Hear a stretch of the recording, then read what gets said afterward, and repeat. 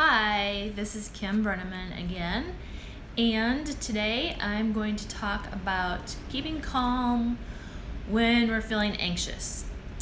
I had some busy days this week working outside and I was tired, but today it was terribly windy outside and it got cold, so we've been working inside. Everyone's been playing catch up with their schoolwork, including myself. I am working on a master's in nurse midwifery, and tonight I have a bunch of schoolwork due. So today I have been working on that, and in addition to cooking and other stuff around the house. So I do some work, like housework, and then I check on the kids, make sure they're all working on what they're supposed to be working on, and then I go sit down at my desk and I do my schoolwork. And I have been really focused on it today because I have chop. I have things that need done tonight, and I feel a little frazzled. I feel a little anxious. But maybe that's also because I was actually studying about anxiety. And I found it interesting that all the symptoms of general anxiety disorder, almost all except for one, I thought probably the whole world is experiencing this right now. I found it a little bit amusing. So I thought I would talk today about that, and then also talk about coping mechanisms, ways that we can manage anxiety so we don't have to go on medications. But because really the whole world can't go on a medication for anxiety. We just need to learn to manage it right now. But if you really have a generalized anxiety disorder, then of course you should get on a medication to help you through that spot that you're in. Because living with anxiety every day, having panic attacks, that is not a way to live, and you don't have to live that way. There are treatments, a lot of different options. So if you are in that position, get some help, because there is definitely help available, simple help. But I thought I will, let me just hit the back button here, and I thought I would read a little bit about what it is, what is characterized by generalized anxiety, just because I thought, oh my goodness, the whole world is experiencing this. Excessive anxiety and worry, apprehensive expectations about two or more domains of activities or events. Examples are family, health, finances, school and work difficulties. And here's the thing, here's the part where it doesn't apply to the whole world at this moment in time. It might in a few months, but right now it doesn't. All of that occurs on more days than not for 3 months or more. So we can revisit this conversation in 3 months if you are still experiencing these anxiety and worry, apprehension in those domains. Here are other characteristics. If the anxiety and worry are difficult to control, if the anxiety and worry are associated with restlessness and or muscle tension, if the anxiety and worry are associated with marked avoidance of activities or events with possible negative outcomes, excessive time and effort preparing for activities or events with possible negative outcomes, marked procrastination in behavior or decision making due to worries, and repeatedly seeking reassurance due to worries. And then it can be associated with or without panic attacks. Panic attacks are periods of intense anxiety or fear that have a sudden onset. Although these attacks can be expected to occur in the presence of a particular trigger, they can also be unexpected. The symptoms of a panic attack are dramatic and usually frightening to the person who is experiencing the event. The attack usually peaks at approximately 10 minutes, but full recovery can take days.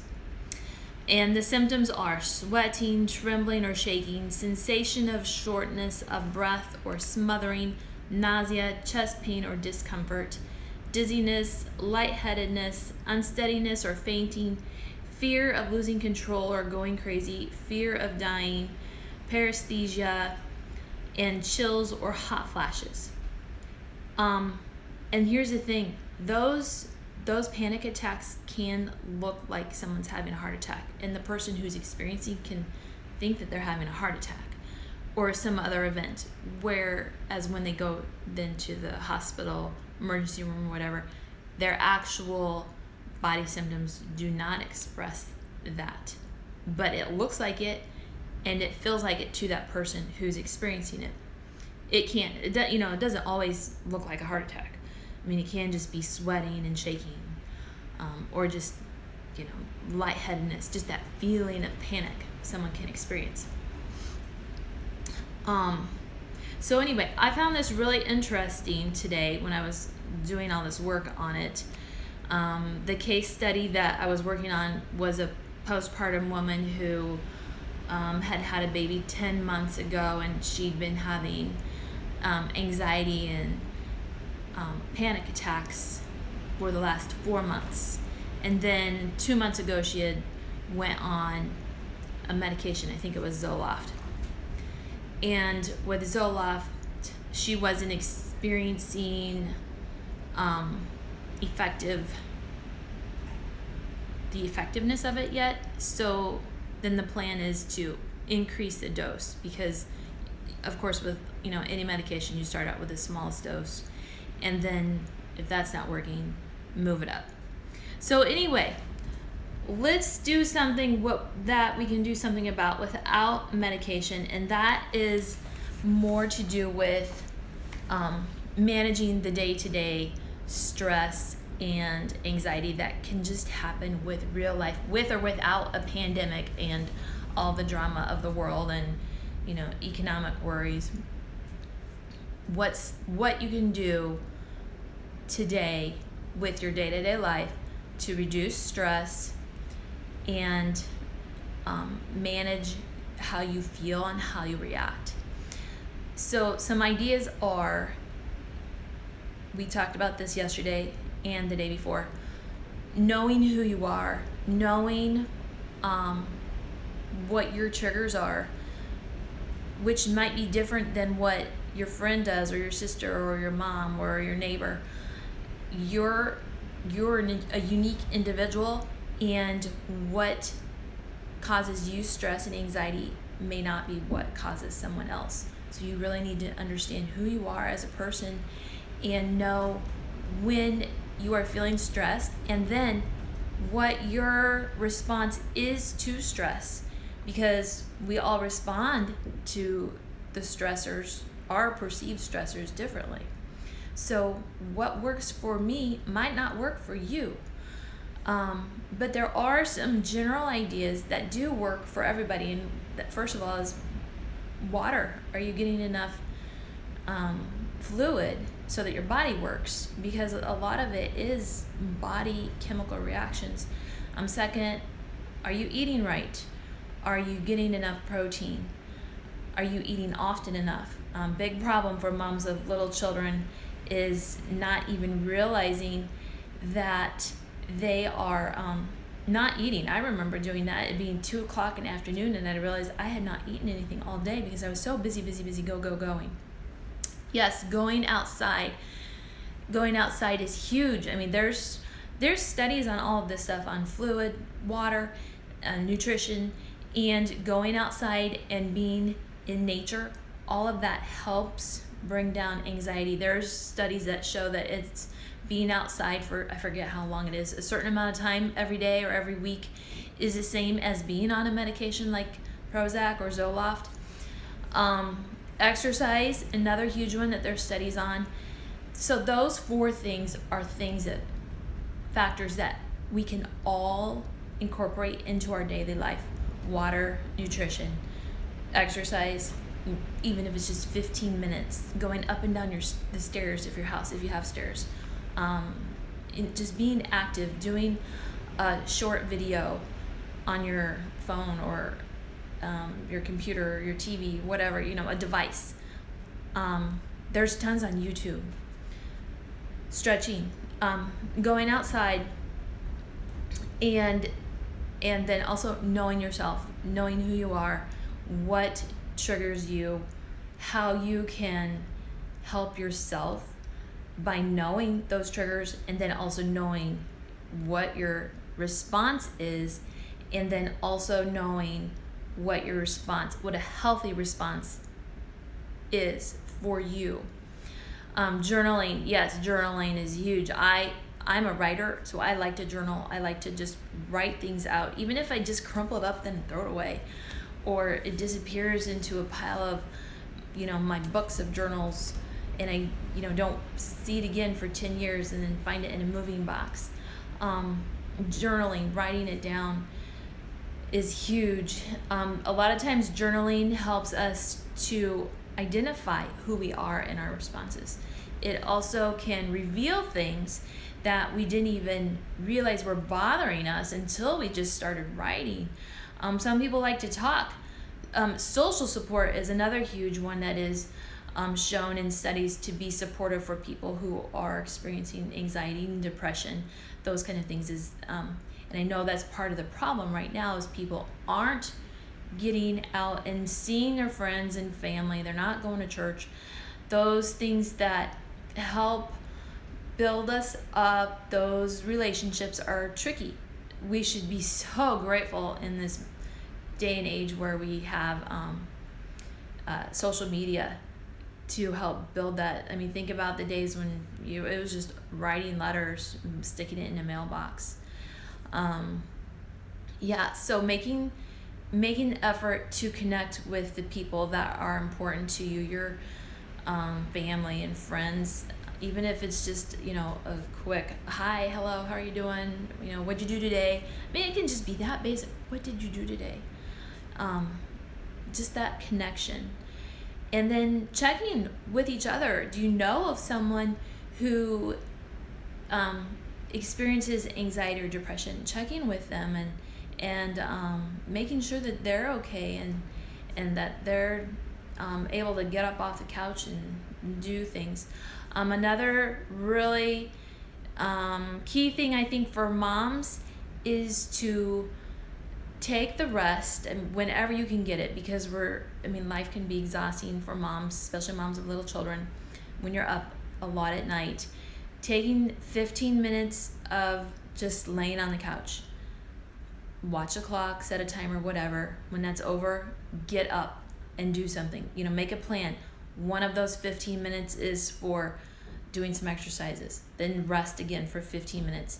Get up again after 15 minutes of rest and do a chore for 15 minutes. And then lay down again.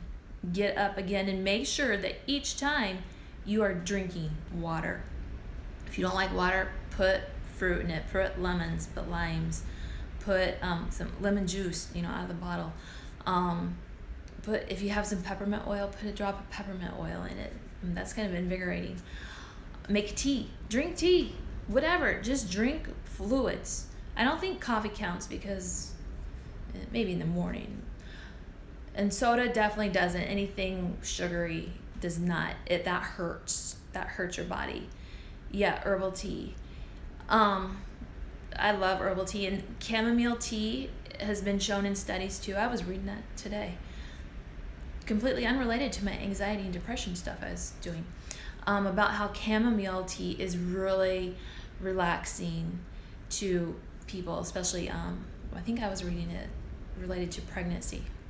Can't remember. But anyway, chamomile tea. If you're having trouble getting up and moving and functioning, use a timer, set it for 15 minutes, and make a plan for what you're going to do when you get up in 15 minutes. Make that plan and then do it. Put it into action. So what if it's not all day? If you did that for 3 hours, that would be helpful. for your daily routine. And if you string enough days in a row, I mean, like that, it can lift you up, get you through a season. I don't know about everybody else, but I am very affected by the sunshine. I love these sunny days. This day, it looks sunny in my window here, but it is cold outside and it is very, very windy. I mean, it is blown like no other. So it's not very fun, but it is good for my eyes and my brain to see the sun and to sit in the sunshine. So if you have a sunspot in your house, maybe it's 90 degrees where you're at. I don't know. I'm in the Midwest, and the one day we had like 2 or 3 days where it was in the 70s, and now it's like 40 something degrees. Anyway, my point is, if you're in a season like I am, or a location, geographical location, find those sunny spots in your house and use them. Make that your place. Move your favorite chair to the sunny spot and do those 15-minute relays. Relay, I like that. 15-minute rest, 15-minute of doing something healthy for you and your family. Yeah, energizing and refreshing. The sunshine is so much like that for me. And in the winter, I do better. I learned a few years ago by taking vitamin D. So vitamin D, they call it the sunshine vitamin. It must be effective. They say it's and I've read it too in so many studies that I've been reading the last few years, that it's an underlying issue, that deficiency for so many diseases. So it's like right up there with vitamin C. Take vitamin C, take vitamin D, drink water, eat your vegetables, get protein. And stay hydrated. That all said, that's stuff that we can all do, manage in the day-to-day life of being a mom, taking care of kids, just anyone, life in general. But if you are in a really dark place, it is important that you get help. Some cognitive behavioral therapy is proven to be helpful. Talking through and learning to retrain your brain to do things that are helpful for you. Changing your thinking, because sometimes we get locked in a thought pattern, and we go through this litany of this, which it may not match reality, but it's the reality in our head. So sometimes that needs adjusted. And then sometimes it's just a chemical thing where things need balance, especially for women and hormones. And that can, the month-to-month thing, pregnancy and postpartum, that whole year afterwards, all those things can be, bring us down. And then we crawl out of it somehow. Well, our hormones adjusted, and then things are better. And then down again. So back to the journaling thing, that's really helpful too, to identify, this time of the month or during this season, I was in a really bad place. Well, hormones. So there's ways to treat that too, and some of it is with food and herbs. And you can go get on hormone therapy too. That's an option. I tend to go think